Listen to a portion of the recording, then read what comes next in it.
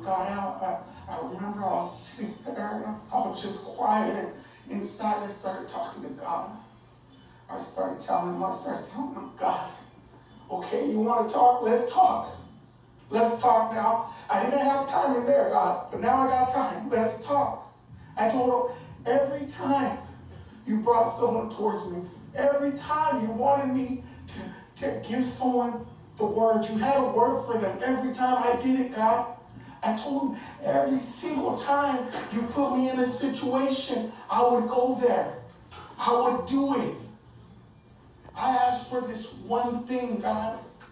All I asked for was this one thing. If you were going to take them, let me have one last moment.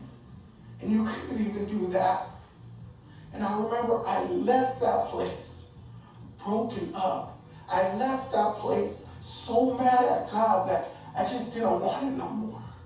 I didn't want it. I didn't want to do it. People are calling. Matter of fact, now it's about 3, 4 hours. I think we ended up sending their condolences, and I didn't want to hear it. I was still mad at God. And I remember I got home and I was real mad, and people were still trying to reach out, but I didn't care at this time. And then one of my friends reached out. Matter of fact, he was my brother. I was just with him this past weekend at the car show. You see, this wasn't a brother from the table. This wasn't a brother that I discipled with, because I'm discipling with a few people now. This wasn't none of them. I shunned all them. I didn't want to hear it, because I didn't want nothing to do with God at this point in my walk.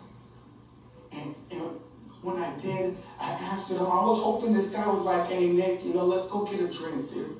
Nick, let's go do this. Nick, let's go do that. Because that's the type of relationship me and him had.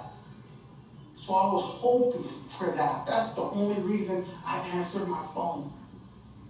And I remember when he said, hey, Nick, I heard, and as soon as I heard me and the wife, I wanted to go right over there, but she told me, wait, let them warm. You'll be with them soon enough. Right now, just let them warm. Right now, let them have their time. You'll be there. And even though she was telling me that, Nick, I needed to get a hold of you. I was thinking, all right, let's go drink. He's like, Nick, I got a message for you. He told me, now's not the time to give up on God. He said, Nick, now's not the time to give up on God. He said, Nick, look at, when you talk about God, something happens to you. But better yet, when you talk about God, something happens to the people around you. So now's not the time to give up on God. And it shocked me, because that wasn't the message I wanted to hear. I wanted to drown in my misery.